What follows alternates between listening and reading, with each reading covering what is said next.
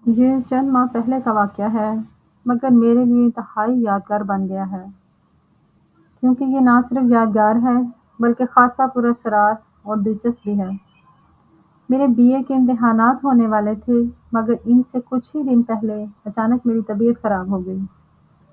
کئی روز تک بستر سے ہلا جلا بھی نہ گیا، نقاہت اس قدر تھی کہ بستر سے اٹھتی تو سر چکرانے لگتا اور مجبوراً مجھے دوبارہ لیٹ جانا پڑتا۔ اس سب میں پڑھائی بھی ڈسٹرب ہو کر رہ گئی تھی۔ ڈاکٹر کی ہدایت پر مسلسل کئی روز دوا کھانے کے بعد کچھ افاقہ ہوا۔ اس دوران میرا ایک ہفتہ ضائع ہو گیا تھا اور کمزوری الگ محسوس ہو رہی تھی۔ امتحان سے ایک ہفتہ قبل امی نے مجھے سختی سے ہدایت کی کہ روزانہ رات کو دودھ پی کر سونا ہے اور رات دیر تک پڑھائی نہیں کرنی۔ جو تیاری کرنی ہے صبح اٹھ کر کر لینا۔ امی روز رات کو دودھ ابالنے کے بعد دودھ والی گڑوی میرے کمرے میں ہی رکھ دیتی تھی تاکہ ذرا ٹھنڈا ہونے پر میں اس میں سے ایک گلاس نکال کر پی لوں اور باقی دودھ فریج میں رکھ دوں۔ چنانچہ میں ایسا ہی کرتی۔ یہ 2 روز بعد کی بات ہے۔ میں پڑھائی ختم کرنے کے بعد اٹھی، دودھ والی گڑوی سے دودھ نکال کر گلاس میں ڈالا اور خود پینے کے بعد یہ سوچ کر لیٹ گئی کہ ابھی دودھ گرم ہے، تھوڑی دیر بعد اسے فریج میں رکھ دوں گی۔ جانے کس وقت میری آنکھ لگ گئی اور میں گہری نیند سو گئی۔ رات کا جانے کون سا پہر تھا جب اچانک میری آنکھ کھلی۔ اچانک کسی برتن کے گرنے کی آواز سے کھل گئی۔ مجھے کمرے میں کچھ گڑبڑ محسوس ہوئی اور میں نے وہاں اٹھ کر چاروں طرف نظریں گھمائیں۔ پھر ایک جانب مجھے کوئی چیز تیزی سے حرکت کرتی نظر آئی، جسے دیکھ کر میری گھگی بن گئی۔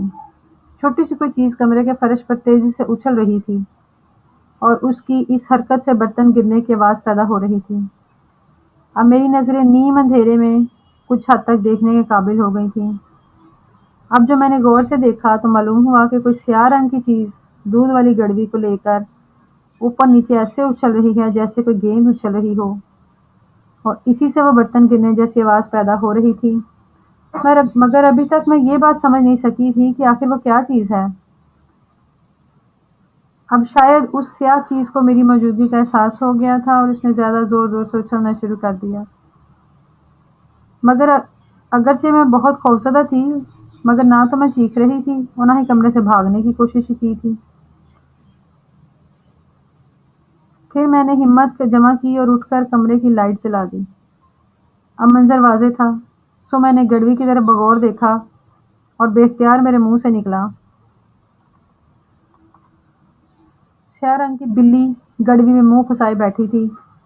اب چونکہ اس کا منہ گڑوی کے چھوٹے سے منہ میں پھنس کر رہ گیا تھا، اس لیے وہ اپنی جھنجھلاہٹ اچھل کود کر دکھا رہی تھی۔ کمرے میں ادھر سے ادھر بھاگ کر ایک بڑا عجیب منظر پیش کر رہی تھی اور مجھے سمجھ نہیں آ رہی تھی کہ میں کیا کروں، بلی کی کوئی مدد کروں یا اسے پکڑوں۔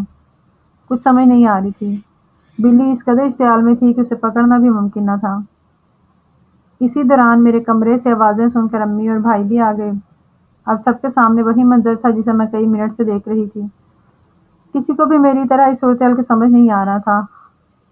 پھر قدرت نے خود ہی اس کا حل نکال دیا۔ بھاگتی ہوئی بلی اچانک دیوار سے ٹکرائی اور پھر اس نے زور سے اپنے سر کو جھٹکا۔ تبھی اس کا سر گڑوی سے نکل آیا۔ کچھ دیر کے لیے بلی ٹھٹکی، جیسے وہ بھی منظر دیکھ کر حیران ہوئی ہو۔ پھر اس نے ہم سب کو حیران کرتے ہوئے کمرے میں لگے کولر کی طرف دوڑ لگا دی، مگر جلد بازی میں وہ کولر کے اوپر لگے ہارڈ بورڈ میں الجھ گئی اور اسے دوبارہ واپس آنا پڑا۔ اب اس کے تیور اور خطرناک تھے۔ وہ گھراتی ہوئی ادھر بھاگ رہی تھی اور اسے راستہ نہیں مل رہا تھا۔ پھر وہ میرے کمرے سے باہر نکلی اور ٹی وی لاؤنج کی طرف مڑی۔ اب بھائی نے آگے بڑھ کر ٹی وی لاؤنج سے باہر جانے والا دروازہ کھول دیا۔ بلی فوراً اس طرف آئی اور باہر نکل گئی۔ یوں معاملہ ختم ہو گیا۔ اب اس بات پر غور شروع ہوا کہ بلی کے ساتھ کیا اور کیسے ہوا۔ سب کی مشترکہ تفتیش سے بات سامنے آئی کہ رات کی اس وقت بلی کولر کے راستے سے میرے کمرے میں آئی تھی اور اس نے دودھ کی خوشبو سے مجبور ہو کر گڑوی کے اندر پڑا ہوا تھوڑا سا دودھ پینے کے لیے اپنا منہ اندر تک گھسایا تھا۔ پھر وہی ہوا جو اوپر بیان کر چکی ہوں۔